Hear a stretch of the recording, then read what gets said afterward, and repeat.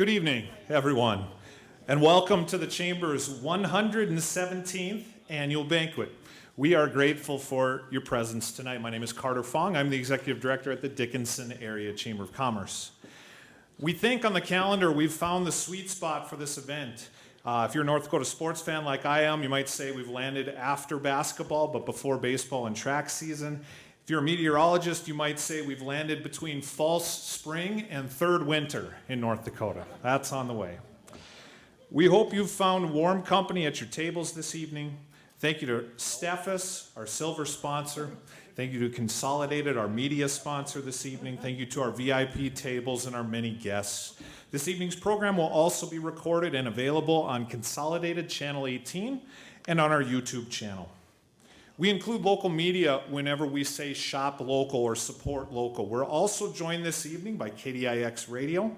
They are finalists in the small business category. We are joined by Joy Shook and Jen Binstock of the Dickinson Press. They each joined the Chamber committees as volunteers in the past year. And we have partnered with the Dickinson Press in producing our first printed membership directory in several years. There are a couple copies on display at your table, and more are available upon request. At this time, I do want to take the opportunity to recognize our team at the Chamber, including our Marketing Communications Manager, Alicia Erickson, our Community Connector, Yulia Kravchuk, and our Administrative Assistant, Avery Belland. I hope they're not hiding from me, but this would be their cue. Alicia, Avery, Yulia from the Chamber, please help me thank them for all they do.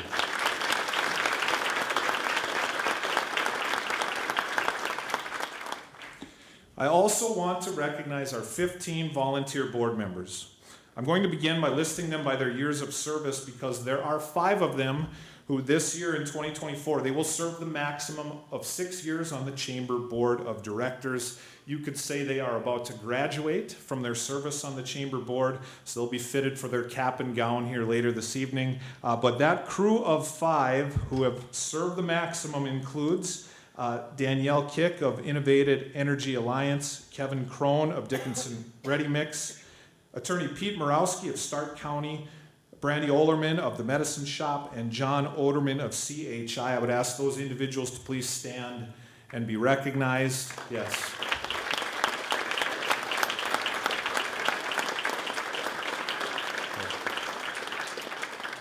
Brandy's standing over there. Of those, I knew John Oderman would not make it. You can harass John for not being here tonight as long as you also wish him a happy 40th birthday today. Okay? Our other board members include, now I'll ask them to stand one at a time as they hear their name, Board President Kyler Swan of Cornerstone Bank. Yeah, sure, yeah. Stay standing. I'm going to give you all the rest of the names. Applaud the group when I'm done, if you don't mind. President-elect Marley Marsh of Consolidated. Stand or give us a wave. Where are you at, Marley? I know she's here. Okay, I'll keep going. We have Treasurer Joe Gentilini of Endurance Lift Solutions, Maria Scari and Deanne Sheeler of the Trinity Catholic Schools, Lene Bookhart of the Real Estate Company, Carrie Dunn of All In Development, Jamie Prouse of Charbonneau Car Center, Maria Renneker of Heart River Properties, and Nick Grant now of Pathfinder Inspections. Please help me thank the full Chamber Board of Directors.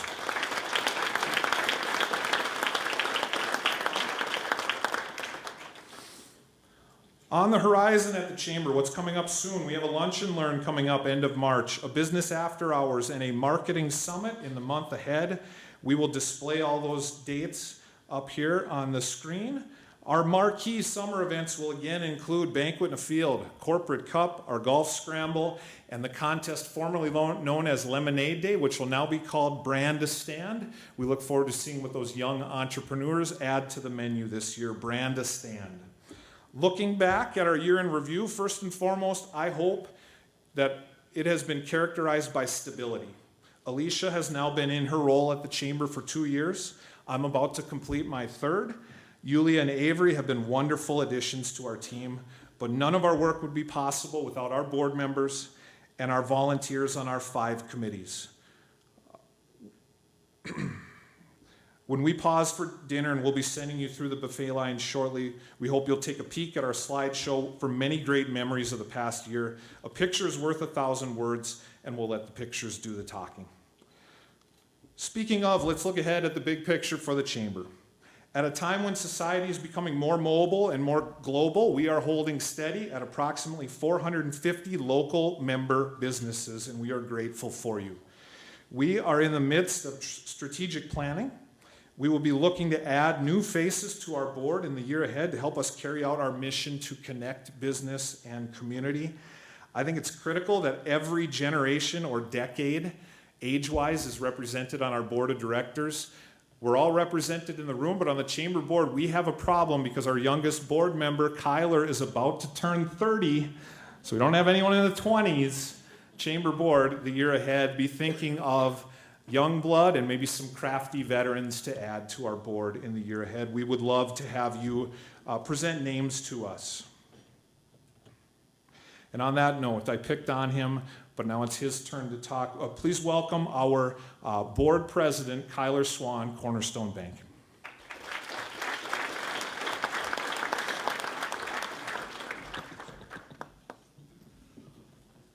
All right, see if I can right size this microphone here. Well, thank you all for coming out tonight. We really couldn't be happier to have you guys, and thank you guys for supporting the Chamber for another year. That certainly means a lot. I'm going to keep my comments here incredibly short here this evening because we have a great guest speaker here this evening, and I am just as excited as you are to hear what he's got to say. If you have seen his resume,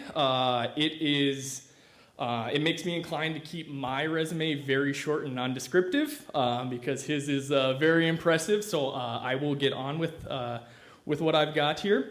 We missed him at State of the City, but we are very excited to get him back for another chance to update you on something that's really exciting here for our little portion of the state and our community. The presidential libraries, this project has seen pretty incredible support since the time that it started, and it's got potential to be one of the more impactful developments that we've seen in Southwest North Dakota for a really long time, and probably for a lot of us, the largest development we're going to see in our lifetime. So this is the potential to be a real game changer for our little corner of the state, and I really can't wait to see what our community makes of it. So that's really exciting. Tonight is a really special night for me, not just because I get to come see everybody here and talk to you guys about the Chamber, but it's also my son Leo's 3rd birthday today. Some of you guys know me, some of you guys know Leo. If you know him at all, you know he's had quite a few health challenges in his short time that he's been with us. But one thing I don't do as well as I probably should do is I don't brag about him as much as I should. He's the toughest little kid that I know. He goes through a lot, and it's incredible how he manages to keep a smile on his face, and I should brag about that more. He's spending his birthday with his mom and his grandma in the hospital today. I was out there last week. But similar to me, I think as a community and really as a chamber, we should brag about ourselves more. This is a really amazing place to live and work and be a part of this community, and we should brag about that. We should tell people that. I can attest to the support that I received in my short time here. And it's not just, my employer who's been incredible working with me. It's board members that step up. Marley's helped me the last couple of months run the board meetings as I've been joining by Zoom. Actually, just this morning, we've got some in-laws staying with us. They were having some trouble getting their prescription, and so I call up one of my fellow board members who happens to be a pharmacist, and she helped me track that down. It's our friends and our neighbors that shovel our snow out of our driveway when we come back and there's a big spring storm. It's my co-workers that chipped in and got us a little food and gas money while we were away. It's the nurses and the staff at the hospital who all know Leo by first name, his therapists who come to our house with a smile on their face every day. It seems like we've gotten acquainted with just about every nook and cranny that this town's got to offer, and that community supports what's allowed us to really maintain some sense of normalcy during these 3 years. But this is a really compassionate town, and it's a great place to live, and it's a great place to raise a family, and it's a place that people want to be. We as a chamber, our mission, what we seek to do is make Southwest North Dakota the most attractive place to live and conduct business. And I really think that this community displays those traits in really special ways, and we need to do a better job of telling people about that. We're a large enough community that we can house some of the largest companies in the world, but somehow, some way, we've always been able to maintain that sense of community that people and families want to be a part of, and that's really special. I think it goes against some of our humble instincts as Midwesterners that, we don't want to brag about ourselves. We don't want to draw attention to ourselves. Humility is paramount. But the people and culture here make this place special, and it's time we start telling people. I can't wait to see where our little slice of North Dakota goes over the years. There's some really exciting projects all over town, including but absolutely not limited to the Presidential Library project. There's exciting stuff going on here in Dickinson, exciting stuff going on out in Richardson. All over our little southwestern corner here, there's a lot of exciting stuff going on, a lot of exciting projects. So I hope you get the chance to connect with our chamber staff if you haven't met them already. I know Carter just introduced those guys. But if you haven't met them yet, please get to know them. Alicia, Avery, Yulia, Carter. It's a really friendly crew, and they do a fantastic job of serving our members. They always answer the phone with a smile on their face. So we want to continue being that conduit between business and community. We want to help you solve the problems that you're seeing in your business. So if you haven't already, please, don't hesitate to reach out to these guys, connect with them, and help us help you to maximize your chamber benefits.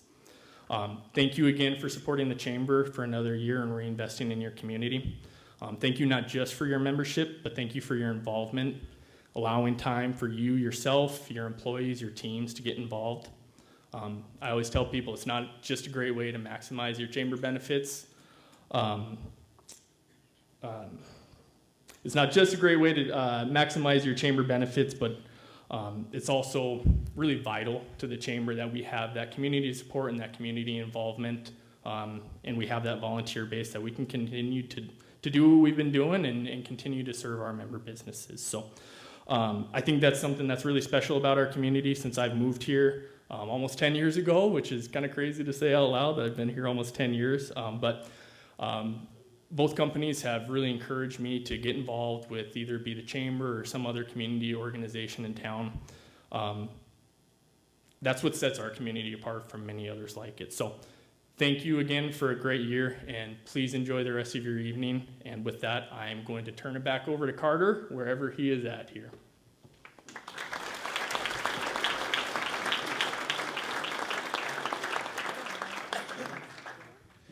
Kyler sent me 2 versions of his speech.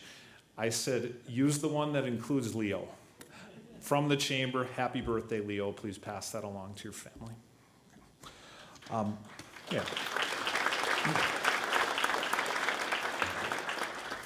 One other individual I want to acknowledge present with us this evening. We are joined by Corby Kemmer from Congressman Armstrong's office. Thank you for joining us.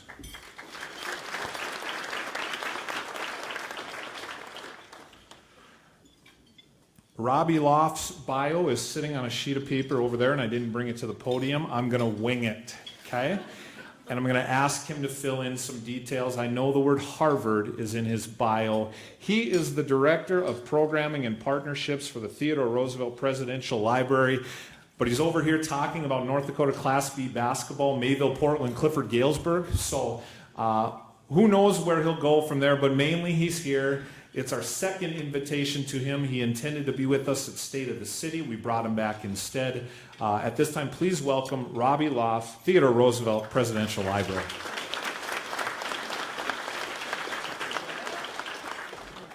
Very appreciative of the opportunity to be back. I was very much looking forward to be at the State of the Cities. Unfortunately, had a family emergency that day with a family health issue, which is resolved, and a lot of prayers were felt from folks when I wasn't able to be here, and they were very successful. So very appreciative to be back here in Dickinson. As you mentioned, I work at the Theodore Roosevelt Presidential Library, and every day I get to wake up and think about the little town of Medora and the role it's played in my life and I would say all of our lives in creating a place that we want to live, work, play.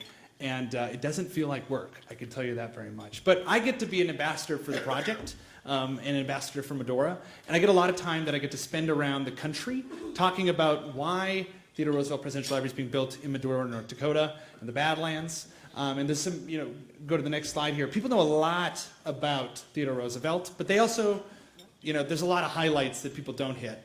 And one of the main questions I get, this guy is obviously known for the Panama Canal, for winning the Nobel Peace Prize. He's a rough rider. He has got these incredible stories. About half of them are true, people here. We really lean into those. But one of the main questions I get out of state is, why is the Presidential Library going to North Dakota? So first, I want to start with a little Q&A, a little pop quiz for you all. So go to the next slide. I'm going to see where you guys are at on the Theodore Roosevelt spectrum of knowing knowledge. I mean, you guys are pretty connected to the guy. We're in the Theodore Roosevelt room, I believe. There's a few quiz questions that I'm going to charge you with. So first is, who outfitted TR for his hunting and ranching trips in North Dakota? Stetson or Brooks Brothers? So Stetson, put your hands up. Yay, nay? Okay, we're doing well so far. Brooks Brothers. Okay, smart. Here we go. Click the slide. Congratulations, everybody. You are out of TR 100 level coursework. Let's get to 200 level coursework. Next slide. Okay, what local office did TR hold well in North Dakota? They're getting tougher, folks. President of the Little Missouri Stockmen's Association, or was he a Billings County Commissioner? So was he Billings County Commissioner? Hands up. Okay, we've got a few. President of the Little Missouri Stockmen's Association. Okay, click this slide. I saw the three of you who thought he was a county commissioner. Next slide. Okay, here we go. Why did TR first come to Dakota? Of course, was not yet North Dakota. Was it for a Medora Badlands for a bison hunt, or was it to go to downtown Fargo for a bachelor party? Okay, so first let's do the bison hunt. Let's do bachelor party. You walked into it, people.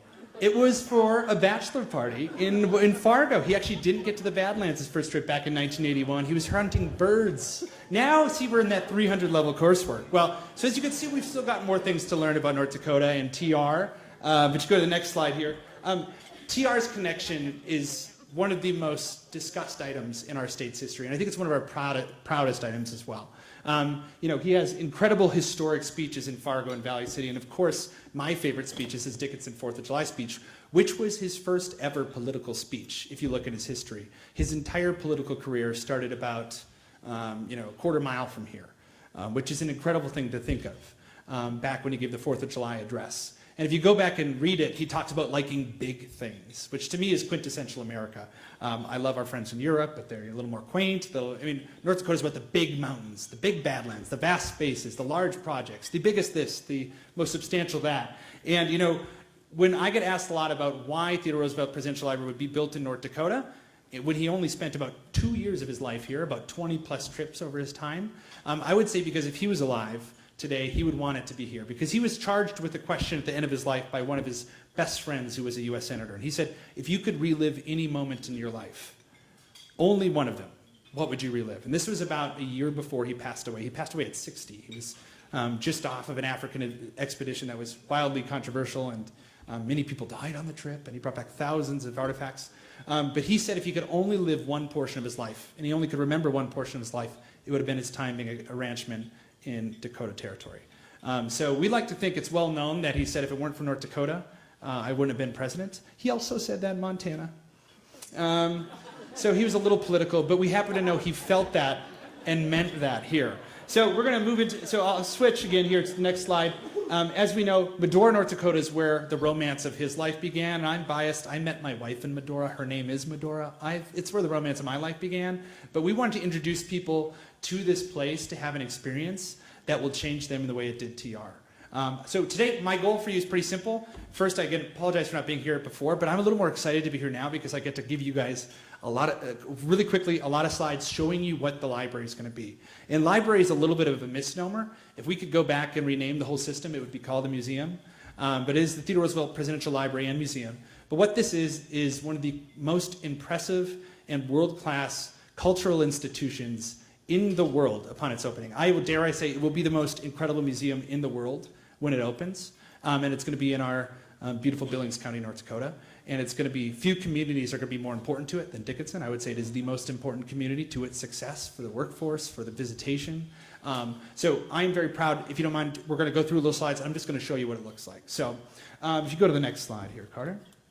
A lot of people know, or many people have heard of some of the many books written about Theodore Roosevelt. He was the writingest president in history, wrote over 30 books. And I did look it up. Writingest is a word when talking about books. But he wrote over 30 books. But the books he wrote while he was in Medora were all conservation themed. And if you know the 3 units of Theodore Roosevelt National Park, there's the most visited South Unit, and then there's my favorite place, to be honest, in Badlands, the North Unit, which I think is the Yellowstone, or is the Grand Canyon equivalent of the Badlands. But there's the middle section, which is the Elkhorn Ranch. And for all those who have read some of the biographies about TR, it's very often referred to as the cradle of conservation. It was here that his ethic of conservation was created during his time living at this space. And he wrote a lot of works that are still used and subscribed to by conservationists across the globe. And I think there's few, in this world of a lot of disagreement on the issues of the environment today, conservation is a word that I think we need to use to unite people, to talk about how TR both said we need to save and preserve these lands, but we also need to utilize them. And it's that use of lands and that ethic that he developed in Medora, if you go to the next slide, that we want to embody as a presidential library and institution. So we have 3 core values that we're going to try to, that are key to the TR Presidential Library: citizenship, leadership, and conservation. And each one of these things we want to incorporate in the museum, because we've all been to an institution where there's words on the wall, and you can see TR did this, TR did that, cool, cool, cool. I'm a guy who sits there and reads every single one of them. My wife and I go to a museum together. I would spend 6 hours there. She's about 45 minutes. People have a very traditional brick and mortar, learn facts. That's cool. That's what a cultural institution's be. So what we want to do, which is a little different, is we want to learn from TR and take some of his experiences and embody you to live through his example through the institution, and walk a little bit through his shoes and ask yourself what you would have done. And we're not here to lionize TR. We're here to learn from him. And we want this to be a museum that, instead of us dragging our kids to this museum, our kids drag us to this museum, because it's so fun. So let's take a peek inside. This, of course, is the TR Presidential Library on the 93-acre site up on top of the butte by the Medora Musical. Who here has been in the Medora Musical? The greatest show in the West. If you did not know, the TR Presidential Library is built on the same site, and it's a 93-acre site that will have a 1 mile, that being is a beautiful 1 mile boardwalk, which we believe will be the most visited park in the state of North Dakota, if not through 3-4 state region. On that, if you, let me take a peek here at my next slide. If you click that through, go forward one more, you'll see kind of the approach as you walk up. There's going to be this 1 mile boardwalk that is through the center, going to be a cultivation experience where you'll get to actually move up and down through the Badlands. There'll be parts where you'll walk and the land will rise above you, and you'll have what we call a prairie dog's view of the land. You'll get to see what they do when they pop out of the earth. There'll be other parts where you'll be dangling over the Badlands and getting to experience. But it's a 1 mile hike that will have many different overlooks and onlooks that you can hop off. You can imagine people in between the Pitchfork Steak Fondue and the Medora Musical coming over here for outdoor shows. You go to the next slide. And as well as I fell into love with the Badlands because of the Mattahay Trail. That I'm a biker. That's my one healthy activity I have. But the Mattahay Trail runs through Medora. It's 170 miles of the most beautiful and majestic mountain biking in the world. And of course, it can also be accessed by horseback. And there will be a trailhead at this site that we think will be the biggest opportunity to connect to the Mattahay. We like to think of ourselves as the only presidential library that you can bike, drive, hike, or ride a horse to. We'll have a hitching post. But next slide, you can see a little bit more of the approach to the actual museum.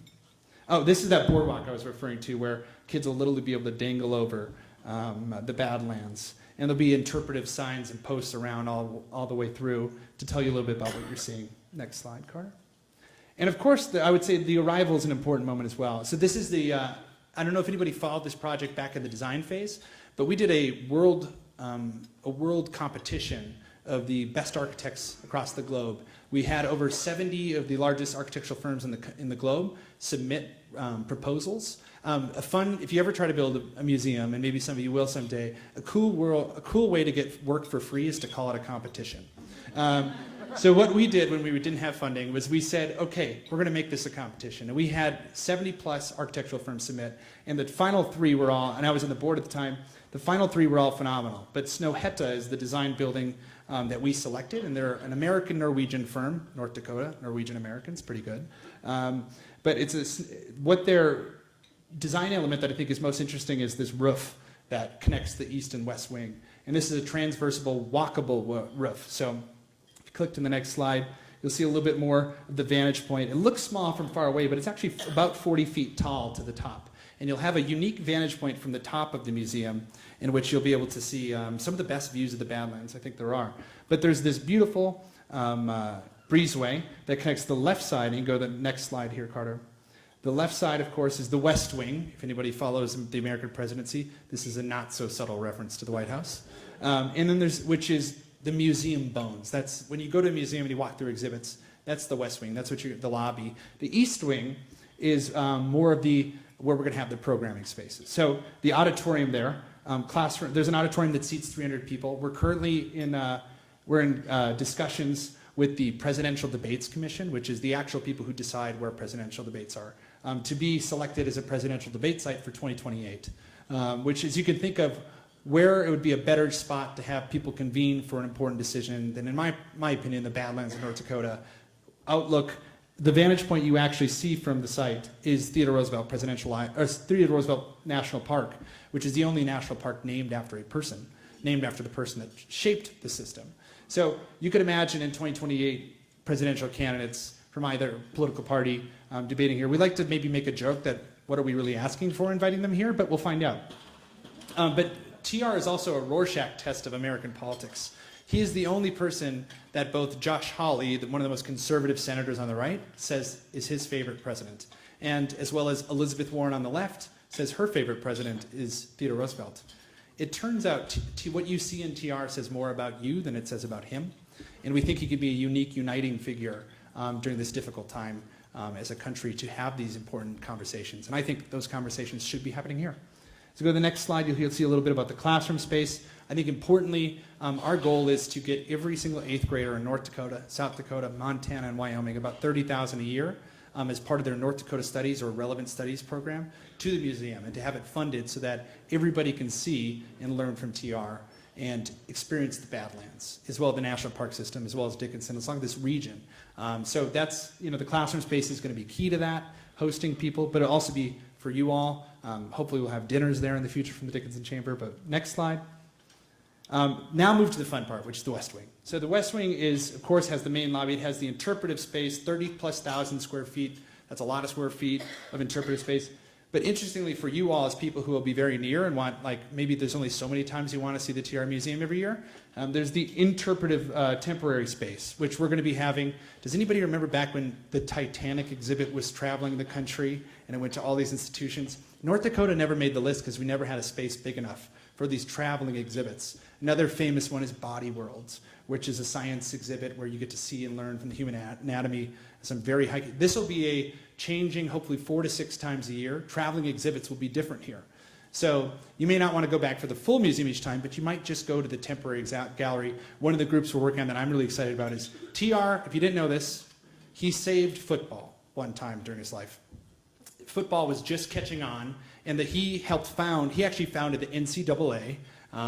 And football at that time, there were so many injuries, people were dying, that he helped establish through a presidential commission the rules that we now play, including the forward pass, which as a Chicago Bears fan, I really regret that being invented, because we've never tried it.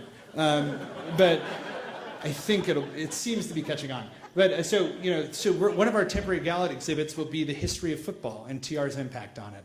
NFL, you could imagine that significant artifacts of NFL history will be in Medora. Some weird things you wouldn't happen, but that temporary gallery space, if you click through here, will be key to getting interesting things. And of course, the beautiful main lobby when you walk in, this gorgeous rammed earth wall, which the museum is literally going to be built of the Badlands. So what you see is what you get right around you. You can go to the next slide here. This temporary gallery space, as I said, 4,000 square feet of flexible partition space. Also in betweens, maybe you can have your wedding there. Next slide.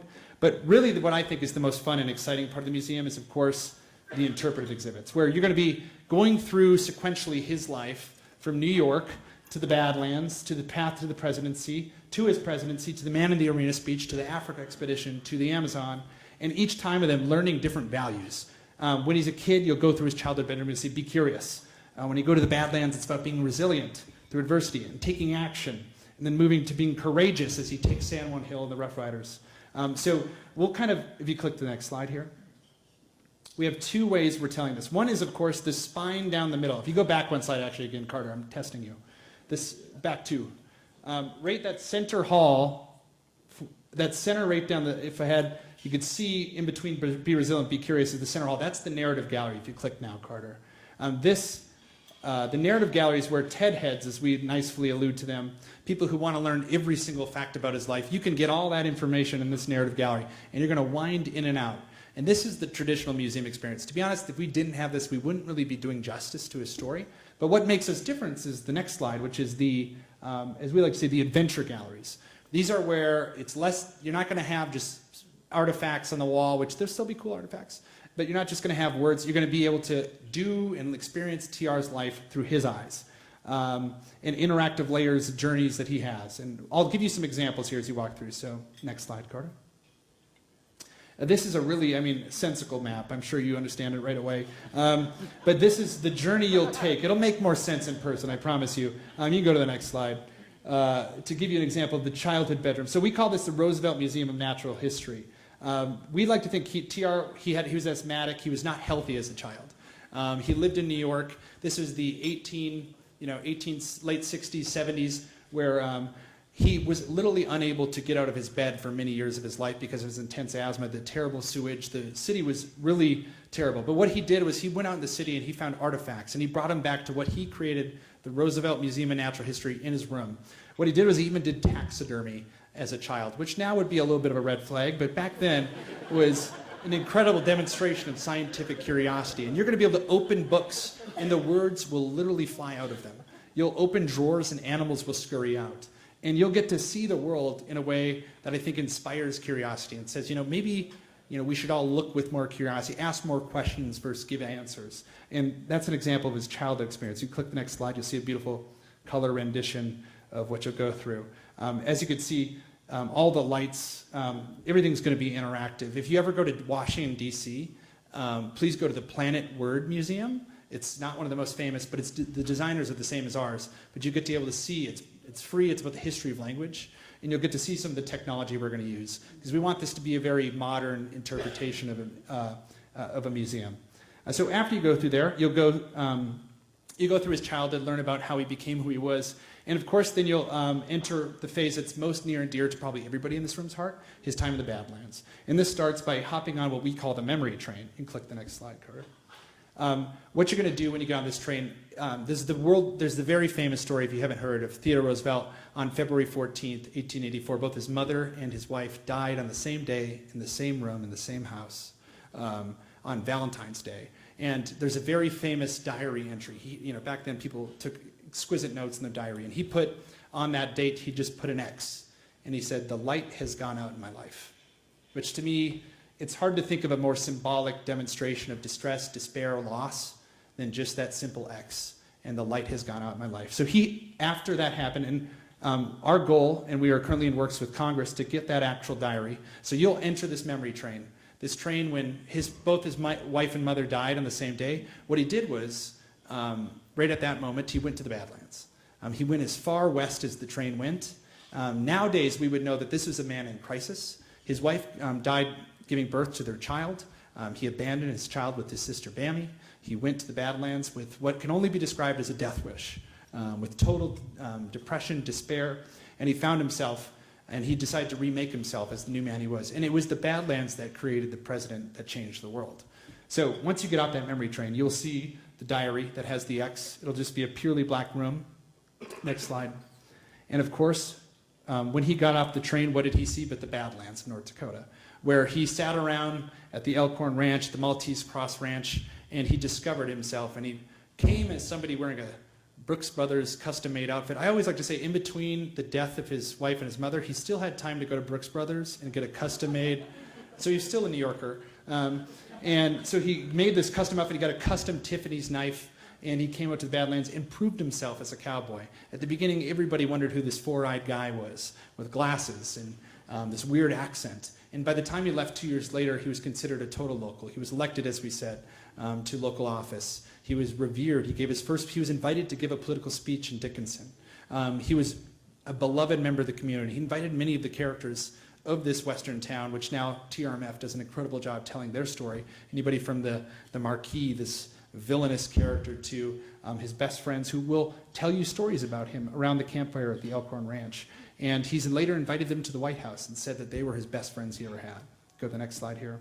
So you'll hear stories of the Badlands. Then you'll cross back over, and after his time, he became a political official, became the most famous American because of what? The Rough Riders, an idea that he came up with while he was in Medora. Back at the time of the Spanish-American War, this was the first conflict post-Civil War. Before this conflict, it was gray versus blue. It was the South versus the North. This was the first time since then that American troops actually fought together against a foreign enemy. The size of the military at this time was 20,000 people. Currently, we have over 400,000 active duty military members at any time, but the entire, including the reserves, was 20,000. So what did they need? They needed volunteers. And who is the lead volunteer? None other than Theodore Roosevelt, who created, of course, the Rough Riders, who then went famously to take on San Juan Hill at the Battle of Kettle Hill. You'll be able to take on, this is going to be a tastefully done experience, but you'll yourself go and climb up the hill, and you'll be assigned a person at the beginning who is an actual, and there's many characters of great story, either journalists, nurses, soldiers, and at the end you'll find out whether they survived, what they went on to do, what their stories were, what their connections with TR, and you'll switch the flag from Spanish to American, and you'll learn many of the lessons that made TR the most famous person in the country, which was because, again, you can kind of hear of this death wish that he had, where he wanted to go into conflict. He rode the hill on horseback with 1,000 Spanish soldiers, guns pointed directly at him, and somehow survived. And that's kind of the curiosity, and later in his life he talked a lot about the regret he had with that, but the incredible story that he had that made him the person he was. Next slide here. They, of course, very quickly from Kettle Hill, many people don't know this, but he still is the youngest elected president in American history. This is back over 130 years ago. We still haven't beat that record. Currently, we're trying to get the oldest elected. But his path to the presidency was rapid.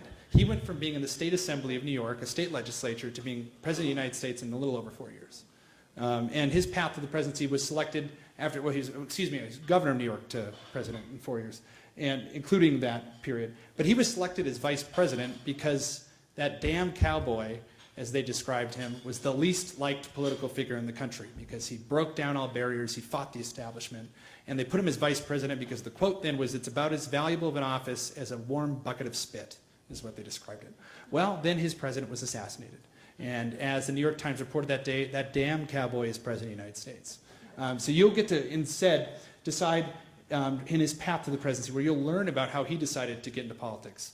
You'll learn about what he did and decided. You'll pick your own platform, and you'll have a badge that assigns you different roles, and you'll decide what's important to you when you run. And then when you come to the White House, of which on that day when his president was assassinated, he was actually in a state park alone in the wilderness, and his secretary came and told him, "You've been elected, the president's been killed, we need to get you immediately sworn in."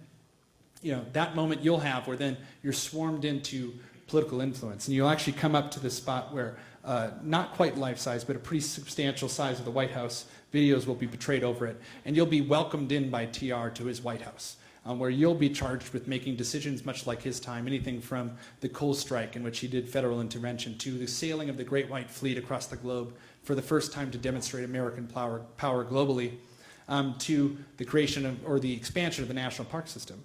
And things you said in the path to the presidency through your badge that you'll tap will be held against you in the White House, and you'll be charged with making decisions. And this is, again, one of those things that our goal is to have TR be interactive, for you to go back and forth. Next slide here.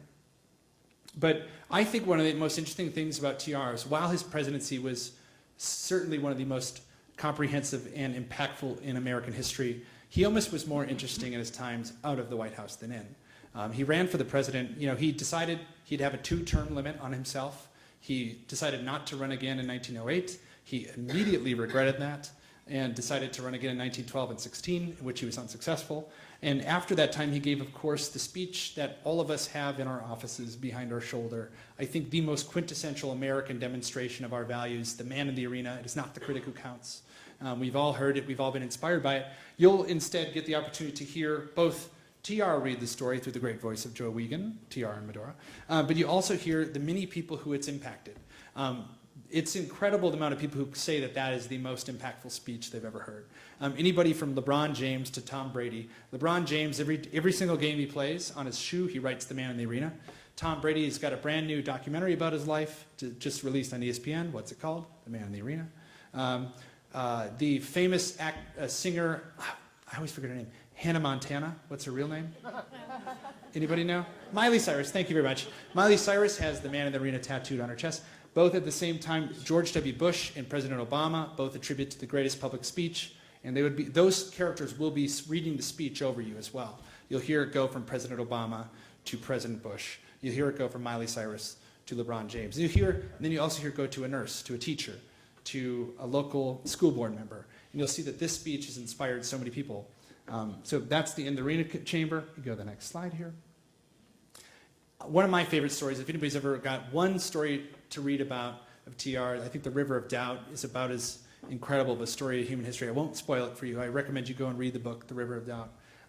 But also a little bit of experience that'll be different about this museum is you're going to be able to hop on canoes and go down the Amazon River with Theodore Roosevelt and his son and experience all that was that journey that he did post-president. Imagine if we found out a former president was exploring new worlds. Many people on this expedition died. It was, again, one of those kind of adventures that cost a lot of people. And there was one point on this trip that he himself had brought cyanide poison to take his own life because he didn't want to be a burden on others, and his son saved him. But you get to hear and experience that through the Amazon exhibit. These are just things that'll be world-class. You can go to the next slide. And I believe then this is where we start to kind of culminate the experience in the People's Library. There's a couple other experiences we didn't show, but this will be where you get to tell a little bit about what lessons you've learned from Theodore Roosevelt. Of course, the beautiful vantage point of the Badlands. And then there's all these other spaces where people will be able to see Theodore Roosevelt National Park from the walkable roof. You can imagine at night, small concerts up here of people being able to see the fireworks from the Medora Musical, but also look off. And as we say, come into the library to get out. We'll be the only presidential library in the entire system that has hiking trails that take you straight to a national park right off its side. The Mattahay Trail comes by. It'll be an incredible experience to see the beauty and majesty of the Badlands. Next slide. One other component is, of course, what's going to be going on at the library. I alluded to earlier that presidential debates will be happening at the site. Other goals will be to have symposiums of national scale and importance. The Reagan Presidential Library every year has what's called the Reagan Defense Forum. And every single year, all of the secretaries of defense across the globe meet in California at the Reagan Presidential Library to discuss the importance of national security and defense. We'd like this place to be that equivalent for conservation, for discussions of the history and future of all leadership topics. And we think that this will be a place of great convenings, as well as having different events, like I said earlier, the K-12 education. We want to have every 8th grader come, but we also want to bring the library to every 4th grade classroom. So we'll have what we call the TR Express, which is we'll be having educators go from Medora to the different regional classrooms to teach lessons about how TR could impact their educational experiences. There'll be much more, but we'll be one of a large system of presidential libraries. We're proud to be, I think, we didn't get Herbert Hoover, I like to say. We got TR. We got the most interesting of all American presidents, in my opinion. And we think that this will help culminate what we call the TR Triangle, which is the intersection of Yellowstone National Park, a place that has the Roosevelt Gate to enter it, to the Black Hills and Mount Rushmore, of course, where Theodore Roosevelt is embodied in stone. It's important to note how popular he was as president, because when he was selected to be on Mount Rushmore, he was still alive. Of course, is Jefferson, Lincoln, Washington. Imagine today how revered a presidential figure would have to be for us while they're living to say, that person we're putting on our great monuments. It kind of feels like something that's unreal. And I think it kind of challenges us to think of how we view our historical figures. But we think this will be a person who can unite people and bring them to the Badlands to see our beautiful state. TR, 2 letters. You already know who I'm talking about. He ushered in the American century, inspired action and fearless participation in the arena. Theodore Roosevelt doesn't have a presidential library, so we're going to build one. The Badlands, North Dakota, in the jagged hills and impossible buttes of a broken land where a broken man found resilience and first lived the strenuous life. This is the fulcrum of the hero's journey, a place where nature challenges and restores. Dreamers become doers, the cradle of conservation. Teddy was no ordinary president. This will be no ordinary library. A museum of the future. Immersive storytelling in a place you must experience. The first fully digitized library for an analog president. A place to gather, as we have for centuries, around a campfire that unites us. The next generation of leaders learning from, not just about, TR. A platform accessible beyond the Badlands, connecting people everywhere. Our mission is to explore Theodore Roosevelt's life, legacy, and enduring relevance. To invite you to find yourself, as TR did, in the Badlands. To dare greatly, think boldly, live passionately, care deeply. Join us on this journey. Get in the arena.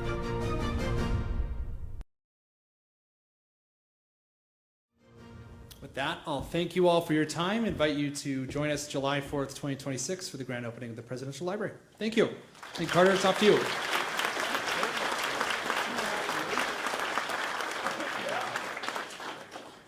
We're going to have a little fun here with our recorded TV audience that we'll have through Consolidated Channel 18. What I'm going to do is act like a professional and read Robbie's real bio to you.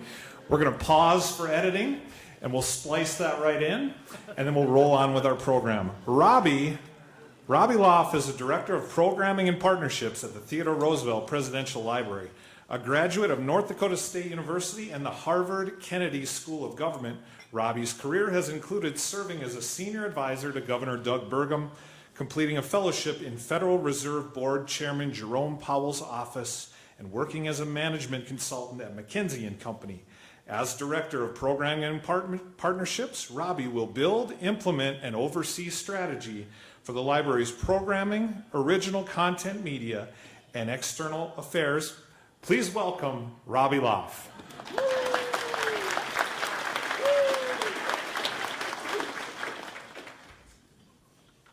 Pause for editing. And we're back. Something about me, my bio to you, Robbie. I once taught 8th grade North Dakota social studies. So as thousands of North Dakota 8th graders descend upon Medora, I'll be thinking of you. There's a lot of energy to be channeled when they arrive. Okay? On with our awards program. Okay, it's our 117th annual banquet and our Chamber Choice Awards, beginning with our recognition of a Board Member of the Year. Our Board of Directors is made up of 15 individuals from all sectors of the economy who volunteer their time to the Chamber. Each board member also serves on one or more committees to keep events and programming moving forward in accordance to the Chamber mission and vision. The Board Member of the Year award is voted on by the Board of Directors and is presented to one individual who exemplifies this role through the Chamber and community involvement. The directors have recognized the following 3 nominees for going above and beyond in the calendar year 2023. The nominees are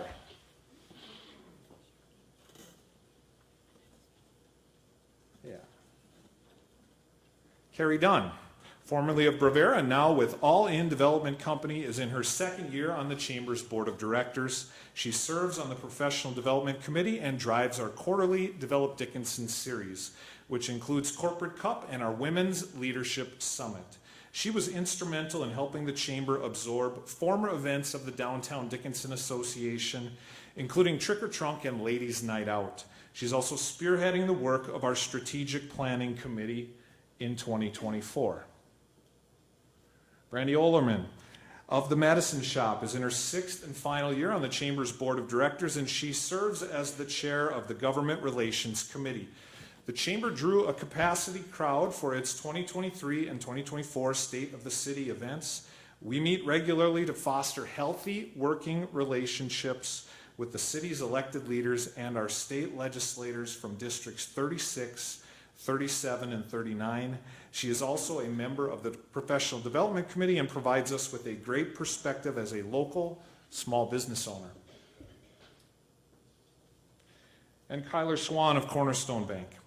He is serving in his 4th year on the board. He is our board president, and he is a chamber ambassador. That is the committee responsible for ribbon cuttings and our golf scramble. He is also the chamber's representative on the board for Stark Development. His consistent, positive attitude is contagious. He is our youngest board member, but he demonstrates wisdom beyond his years. And he's been integral in our strategic planning as well, and a finalist in this category during each of my years at the chamber. We have an excellent board. We know these folks are among the busiest people in our community. They are pulled in many directions, and yet they show up consistently to our meetings and events. We cannot go wrong with any of these 3 nominees. With that being said, the 2023 Chamber Board Member of the Year is Kyler Swan.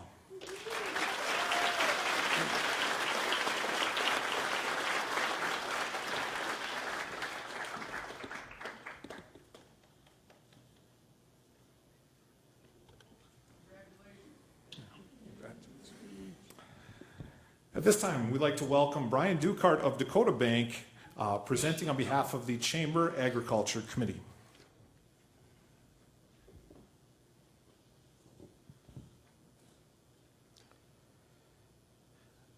Again, my name is Brian Dukart with Dakota Bank and also the chairman of the Agricultural Subcommittee.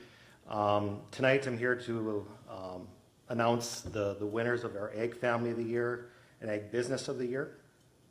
The Ag Family of the Year, this award is presented to the Agriculture Committee to a local family who recognizes the role of agriculture on the economy of North Dakota and has demonstrated an ability and willingness to tell the story by being a positive advocate for agriculture. The Ag Committee voted among 5 worthy nominees. The winners of the 2023 Chamber Ag Family of the Year are the Delvin and Kelly Dukart family. Delvin and Kelly Dukart farm and ranch east of Manning along the Knife River on Hilltop Ranch.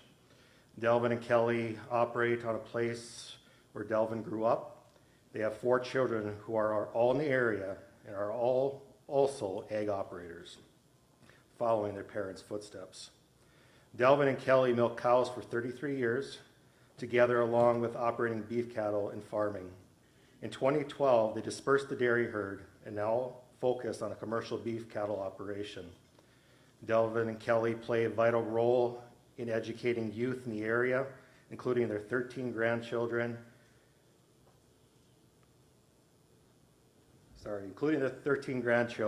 about agriculture through 4-H and other roles. Delvin and Kelly have been 4-H leaders for 35 years. Delvin and Kelly were recognized as part of the 4-H Century family. They are active members in the Dunn County 4-H Council and the North Dakota Stockmen's Association, Emerson Cemetery Association, and the Kilder Saddle Club. Delvin was elected president of the Kilder Saddle Club for the 2024 year. Delvin and Kelly also preserve history in our wheelwrights that restore running gear into functioning working wagons. They participate in many community events with their team of horses and wagons that they restore. So let's please congratulate our 2023 Ag Family of the Year to Delvin and Kelly Dukart family.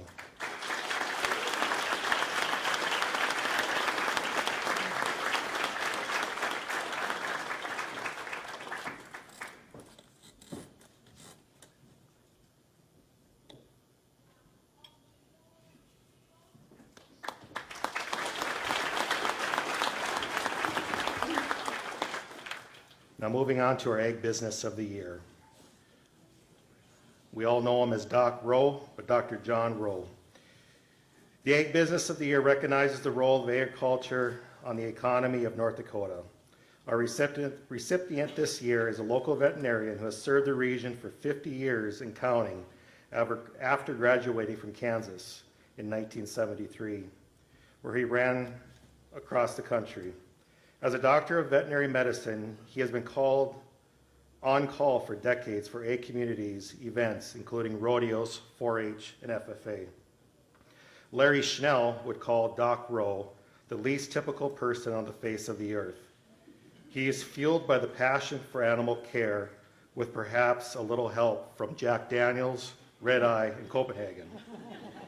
If he ever slows down, he'll have more time for his hobbies. He's an avid reader and he closely follows his team in the NCAA football and basketball. Ladies and gentlemen, please help us recognize Doc Rowe as our 2023 Egg Businessman of the Year.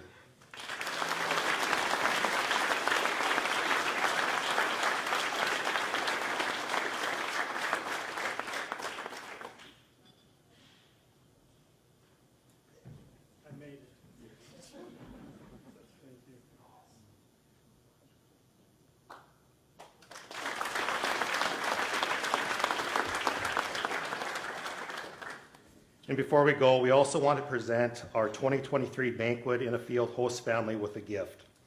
The Kuhn family will be hosting the event again in 2024, which will give us another opportunity to make memories and a keepsake that includes their larger family tree. This past year, Ben planted corn to serve as a perimeter for our outdoor dining area. So our gift is a photo of Jeff Kuhn and his sons, Ben and Jaden Kuhn, in the front of their Field of Dreams. That's thanks to Kuhn family.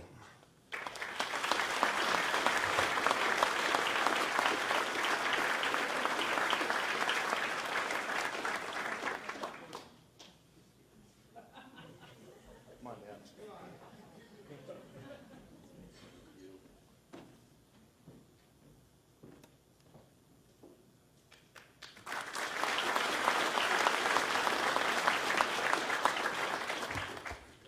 Next, we'll have Marilee Marsh of Consolidated presenting the Business of the Year finalists.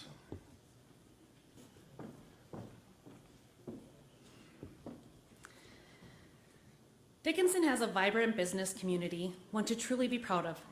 Whether it be agriculture, manufacturing, the energy industry, retail, or healthcare, we have individuals and businesses working at the top of their field, day in and day out, that improve the quality of life and the standard of living for the people of Dickinson through their investments in our community. The category includes all chamber members with 25 or more full-time employees. The nominees are Bronco Companies. In 1967, Emil and Ernie Bronco purchased their first crawler and scraper to do soil conservation projects to diversify their farming and ranching operation. A decade later, in 1977, they capitalized on the growing oil industry with construction of oil pads and roads. Bronco Brothers was formally incorporated in 1979 and has grown over the past 45 years into a family of companies that is now also includes Bronco Environmental LLC, Bronco Services LLC, and Center Coal Company. They form a robust framework of heavy equipment, environmental management, oil field service, and coal resource expertise. They seek and exceed expectations in every project while advancing the industries that they serve. In that spirit, Bronco pledged $1 million to the Southwest CTE Academy in 2023 to help establish a heavy equipment operator program. ConocoPhillips. Simply put in its mission statement, ConocoPhillips exists to power civilization while playing a role in the gradual transition toward a low-carbon future. They understand that behind their strategy and portfolio, they are the people who make ConocoPhillips run. In that spirit, ConocoPhillips has been among the Chamber's most consistent multi-event sponsors and participants, including our State of the City Luncheon, Annual Banquet, Golf Scramble, Lemonade Day, and Trick or Trunk. They leverage these opportunities to network with other leaders from the private and public sector to help build a healthy community. Steffes Corporation. Upon his return to southwestern North Dakota in 1947 after World War II, George Steffes converted an old dance hall in Sentinel Butte into Steffes Cabinet Shop, where their children were raised in a manufacturing setting. His venture into small metal fabrication opened the door for a business to grow and evolve with a philosophy of reinvention. And his son, Paul Steffes, chose to return to the area in 1973 with an engineering degree from NDSU to continue creating innovative product solutions to revolutionize the industry while raising a family of 3 children with Lori. Steffes now has manufacturing facilities in Dickinson and Grand Forks, North Dakota, as well as Shelby, North Carolina. Specializing in steel fabrication and electrical services for industries including oil and gas, contract manufacturing, and electrical thermal storage. Steffes Corporation is a loyal supporter of the Chamber's Leadership Dickinson program for high school seniors led by Paul and Lori's daughter, Susie Sobolik. And the winner is Bronco Companies.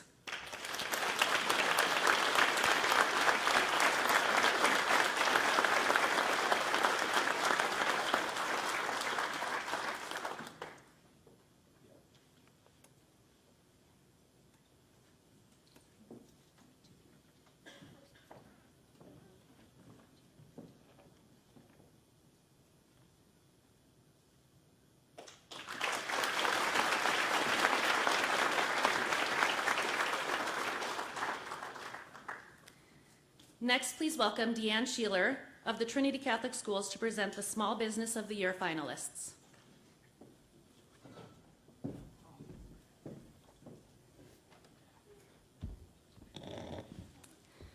Small businesses are the heartbeat of the U.S. economy and employ over 60 million Americans each year. Dickinson and Southwest North Dakota are no exception. We have many small businesses here to celebrate, and they employ our friends and our neighbors. The nominees for this award are all incredible small businesses that contribute positively to the economy of our city. The nominees are KDIX Radio. KDIX Radio AM 1230 was our area's first radio station and has been broadcasting since 1947. The opening of the station took 2 years of planning and approval through the FCC. The original radio station was in the building on the alley just south of the Park Square Mall. Most of the station's early employees also worked at times for KDIX or KXMA television. KDIX television was sold in the early 1980s, and Lee and Darlene Lease purchased the radio station from Stan and June Deck in 1992. After Lee's passing in 2012, Darlene has remained the owner and director of operations, made possible by a team that includes more than 125 years of experience. In addition to Darlene, the KDIX team includes program director Rod, business manager and assistant sports director Jim Dahl, sales manager and farm director Mike Renner, and bookkeeping assistant Jackie Martin. KDIX can also be heard on 100.7 FM and streaming worldwide on KDIX.net. They remain our local news and sports leader. Fat Fish Brewing. Fat Fish Brewing opened on West Villard in 2019 as a locally owned and independent craft brewery. Their 12 beers on tap include malt that is made in Lincoln, North Dakota by Two Track Malting Company, and their malt comes from barley and wheat grown on the Stober family farm near Goodrich and the Kessel family farm in Belfield. Fat Fish has donated its product each year to the Chamber's Banquet in a Field event. Owners Kelly and Tony Scharf continue adding menu items and entertainment options to help make Fat Fish an experience for locals and visitors to our community. They are available for private events, including meetings and weddings. They also have children's games, axe throwing, outdoor dining, and charitable gaming to provide fun for all ages, each within their own space. Quality Quick Print. Quality Quick Print has been serving the area for nearly 45 years. It was founded by Gerald and Lynette Heidecker in 1979 and has grown throughout the years in size and in technical advances. Led by Lori Strawman and her team, Quality Quick Print is a second-generation commercial printing and sign business, combining exceptional customer service with unique graphic design. They have been a reliable partner and supporter of the Chamber for many years, as Lori recently completed the maximum of 6 years on the Chamber's Board of Directors. And the winner is Fat Fish Brewing.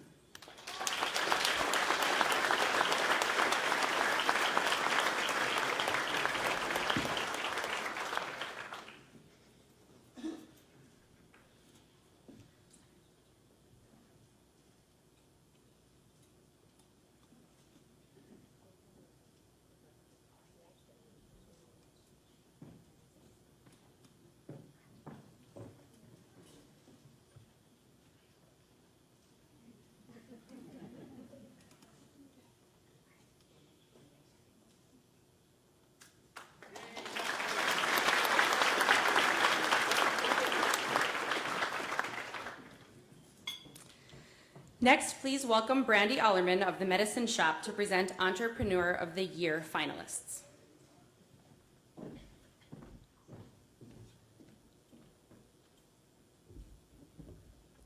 Without entrepreneurs, Dickinson's business community would not be the success it is. Throughout Dickinson, you will find entrepreneurs with bravery, vision, trust, honesty, generosity, fortitude, and respect. These nominees epitomize the values of the entrepreneur and help make Dickinson better through their innovation and involvement in the community.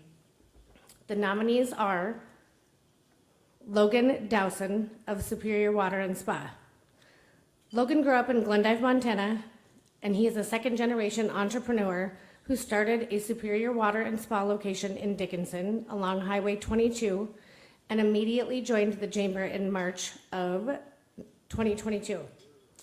He became a regular on our Ambassadors Committee, utilizing our monthly ribbon cutting schedule as an opportunity to meet people and develop new partnerships. He has recently added mobile storage solutions to his business profile. Meanwhile, he is engaged to Talia. Together, they are eager to plant roots and build their business in Dickinson, and Logan hopes to resume his hobby in stock car racing if time allows in the years ahead. Terry Ferder of Mulligan's Catering. For more than 25 years, Terry has built Mulligan's into one of Dickinson's most recognizable and reliable catering services. He began at the Heart River Golf Course restaurant and later converted a former Taco John's location on West Villard to house his catering business, which retained the golf-themed name. While his sons became the best golfers in his family, and Terry needs lots of Mulligans, but in the catering business, Terry will get your order right on the first shot. Terry's marketing relies heavily on old school word of mouth. You'll never have to worry whether the steak matches the sizzle with Mulligan's Catering. Terry's team delivers the goods. Shannon Halverson. Onyx and Ivory, The Donut Hole, and Boomer's Boarding. Shannon Halverson is a native of Rugby, North Dakota, and a graduate of Dickinson State University. She added yet another small business to her profile in 2021, and as the new owner of Onyx and Ivory, providing formal wear in downtown Dickinson. Onyx and Ivory has added a new location in Miles City, Montana in the past year. She has also revitalized the Donut Hole, not to mention the work she has done to provide services for our furry friends at Boomer's Boarding. She is the prior winner in this category and was nominated again in recognition of her tireless work ethic. Oh, by the way, Shannon and her husband Josh Halverson raised 5 children ages 8 and under. And the winner is Shannon Halverson.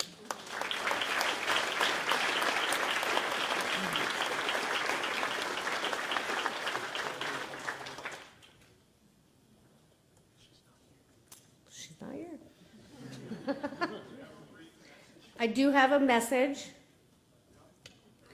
She is grateful for the recognition from our wonderful community. Next, we'll have Pete Murawski present our Nonprofit of the Year.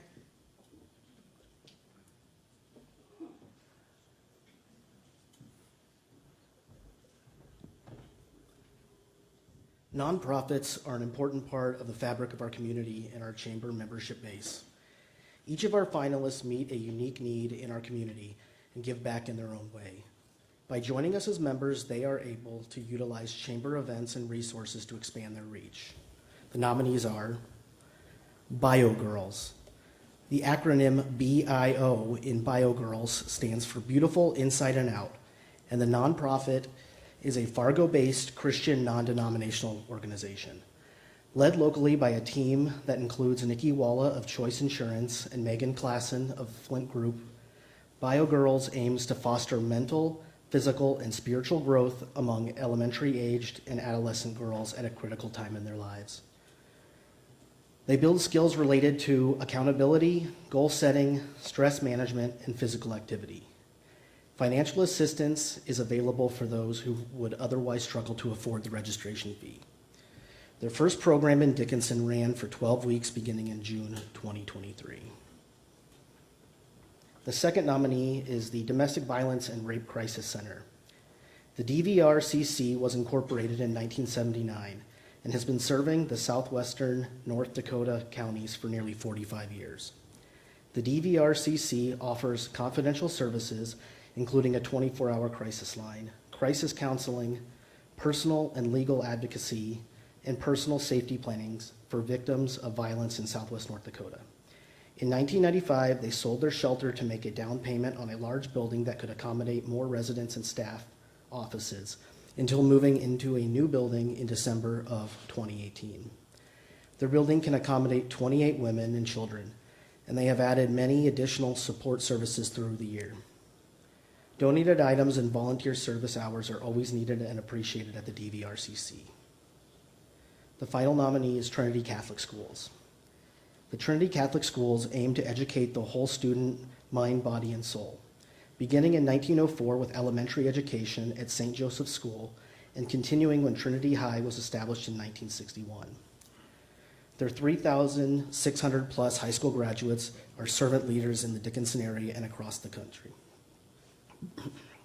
Trinity's campus continues to grow with its early childhood education center opening in the fall of 2023, and the pending additions of the Prairie Winds Activity Center Auxiliary Gym and the recent acquisition of the former Hagen football field. President Maria Scari and Advancement Director Deanne Sheeler are both volunteers on our board of directors, along with Titan football coach John Oderman, another wearer of many hats. And the winner is the Domestic Violence and Rape Crisis Center.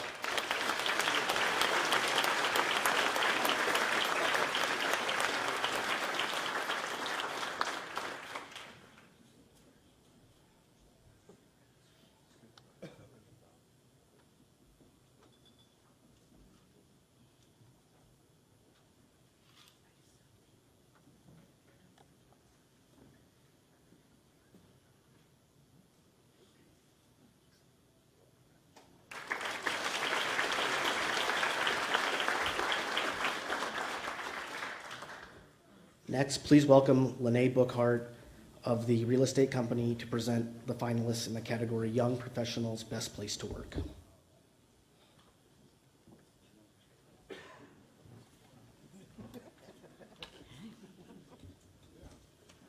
Good evening.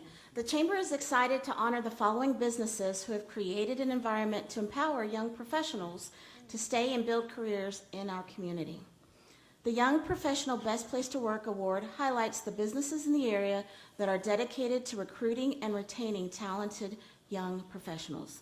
The nominees are the Badlands Big Sticks. They began play in 2018 as a summer collegiate woodbat baseball league, providing affordable, wholesome family entertainment while helping young players and employees develop the tools to be successful at the next stage of their careers. Owner Dave Olette and Vice President Jason Watson built a team that was the envy of the Expedition League in their success both on and off the field. And this year they graduate to the Northwoods Leagues, where they will build in-state rivalries with the Bismarck Larks and the Minot Hot Tots. The Big Six have shared the Dakota Community Bank and Trust Ballpark with our chamber to help launch the Corporate Cup event, and their interns have been some of our absolute best participants. The Big Sticks are finalists in this category for the second consecutive year. Next, we have Baker Boy. After serving as a baker in the Navy during World War II, Marvin Mose opened Baker Boy in Hebron in 1955 and moved the business to Dickinson in 1957. The bake shop prospered and branched into other retail businesses, including the Donut Hole. Demand for their product has grown through the years from 40 cases per week to about 50,000 today out of a 170,000 square foot complex that is set to expand in the years ahead. Marvin's entrepreneurial spirit lives on today through his son, current Baker Boy president, Guy Mose. Baker Boy provided itself to be resilient through our pandemic of 2020, and the company now does business in over 35 states. With competitive wages and a people-first mentality, employees are offered lifelong learning opportunities through teamwork and a positive work environment.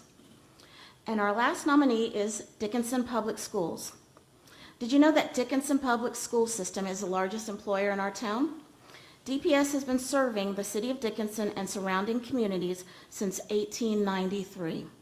Today, their school system has almost 700 staff members providing services to over 4,400 students in the grades pre-K through 12.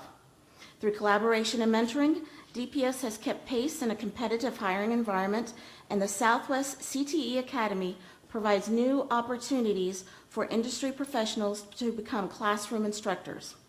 Meanwhile, the DPS bond referendum passed with a 70% of the vote in 2023, which will pave the way for a newly renovated Dickinson High School in the years ahead. Finally, their Thank a Teacher program campaign has produced heartwarming moments for their staff members and the community at large. And the winner is the Badlands Big Sticks.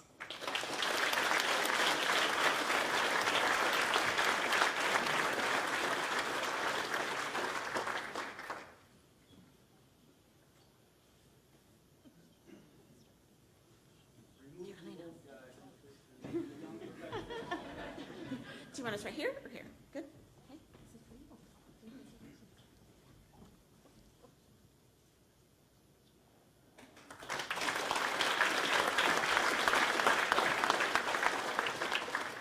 Next, please welcome Joe Gentilini of Endurance Lift Solutions to present the Chamber Volunteer of the Year finalist.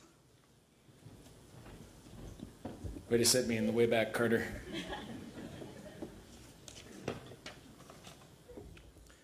I'm here to present Chamber Volunteer of the Year. The Chamber could not accomplish all the many things that we do without our dedicated volunteer. In many ways, the volunteer spirit is what has helped Dickinson grow into the strong, vibrant community it is today. Businesses and individuals routinely give their time, talent, and treasure to ensure the success of the community at large. The Chamber Volunteer of the Year highlights those individuals who give of themselves to ensure the Chamber's success. The nominees are Bridget Bullinger, Home and Land Company. Bridget has spent the last 3 years alongside Susie Soboluk as a leadership Dickinson volunteer. This subcommittee provides opportunities for 12 high school seniors to explore sectors of the local community on one Wednesday per month throughout the school year. The 2023 Leadership Dickinson class will graduate next month. Bridget is also the chair of the Professional Development Committee, helping the Chamber to be a resource for workforce training opportunities. In her spare time, she is a 4-H mom and a band geek, and she'll travel far and wide to catch a great powder day on the ski slopes. Brian Ducart, Dakota Bank. Brian became the chairman of the Chamber's Agricultural Committee in the fall of 2022. The committee plans an annual February Ag Livestock Forum and a July banquet in the field, along with quarterly photo contests. With the help of others on the committee, Brian reaches out to bring keynote speakers, major sponsors, and commodity groups to the Dickinson to participate in our event. We are the Dickinson Area Chamber of Commerce, and the Ag Committee represents our best effort to reach beyond city limits. His steady hand keeps the Ag Committee moving forward. Beyond the Chamber, he is an active member of the local and statewide Knights of Columbus. And he got himself roped into assistant coaching girls softball with Carter this summer. Good luck with that, Brian. Mary Erlacher, Agricultural Committee, Job Service of North Dakota. Speaking of the Ag Committee, Mary was nominated for her reliability at an important time on their calendar. For many years, she has coordinated the late June 4-H picnic at the Stark County Fairgrounds, along with the NDSU Dickinson Research Extension Center Field Day Picnic. She helps gather supplies and assign duties, and she arrives early and stays until the job is done. Beyond her chamber volunteerism, she is also a great point of contact for the state's Find the Good Life campaign, which seek to recruit out-of-state talent to relocate here for work. We are grateful for her service. And the winner is Bridget Bullinger.